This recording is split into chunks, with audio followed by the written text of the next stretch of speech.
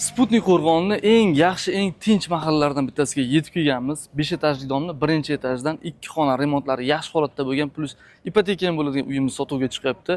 Tashqi tomonda demak bolalar o'yingohi, bolalar maydonchasi, bog'cha, 15-maktab juda ham qulay lokatsiyaga ega. Uyimizda ichki tuzilishini ko'rib chiqamiz, ketdik.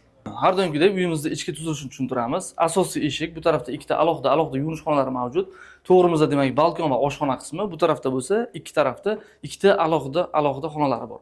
Operatorimizni orqasida bo'lsa, demak kladovoy qismi, bu yoqda ortiqcha narsalaringizni saqlasalaringiz bo'ladi. Demak, asosiy katta xonamizni ko'rib chiqamiz, keling. Katta xonamizda ham gilamlari to'shalgan, pardalar ilingan, aboylar qilingan. Uyimizda remonti yaxshi holatda. O'zlaringizni mebel texnikalaringizni olib kelib yashasalaringiz bo'ladi. Eski domlarning nimasi yoqadi? Do'q konturni katyol qo'yilmaydi. Isitish tizimidan muammosi bo'lsa yo'q. Bu yoqda chugunoviy radiatorlar o'rnatib qo'yilgan. Uyimizning ikkinchi xonasini ko'rib chiqamiz. Bu esa ikkinchi xonamiz. Bu yoq demak yotoqxonaga ko'proq to'g'ri keladi. O'zini balkonga qaragan oynasi mavjud, remonti uyimizda yaxshi holatda, pardalangan, gilamlar to'shalgan. Uyimizda balkon qismini, oshxona qismlarini ko'rib chiqamiz. Asosiy eshikdan to'g'ri kelganda, demak bizning yuvinish xonalarimiz alohida joylashgan. Remontlar juda ham yaxshi holatda, ortiqcha xarajatga hojat yo'q.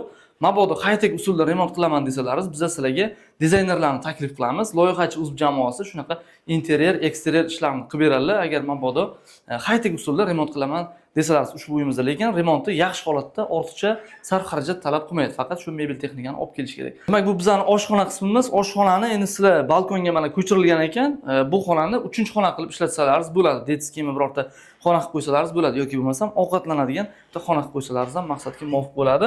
Bu yoqda balkon qismiga demak gaz plita o'rnatilgan, oshxona qismi balkonga ko'chgan. Balkonni o'zida bu tarafda o'tirib ovqatlanadigan yana bitta joy qilib qo'ysalaringiz ham bo'ladi. Faqatgina mana shu yoqda parda ilish kerak ekan. Balkonda demak o'zini podval qismi ham mavjud. Uyimizning narxi 418 million so'm. Ipoteka ham bo'ladi, kamiga birinchi etaj. Ayrimlar aytadi, shu birinchi etaj zax tortadi deb, sovuq bo'ladi deb, lekin unaqa emas. Biz o'zimiz o'sha qishda turib ko'rganmiz. Eski domlarda unaqa muammo yo'q, zax bo'lish holatlari kuzatilmaydi. Uyimiz issiq, birinchi etaj, yosh kattalarga men tavsiya qilaman. 418 million so'm plus ipoteka, Sputnik eng yaxshi joylarda joylashgan panelli domlardan uyimiz sotuvga chiqyapti. Batafsil ma'lumot uchun pastdagi raqamlarimizga qo'ng'iroq qilinglar va Navoiy Barga kanaliga obuna bo'linglar, chunki biz shunaqa yaxshi arzon narxdagi variantlarni faqatgina sizlarga ilamiz.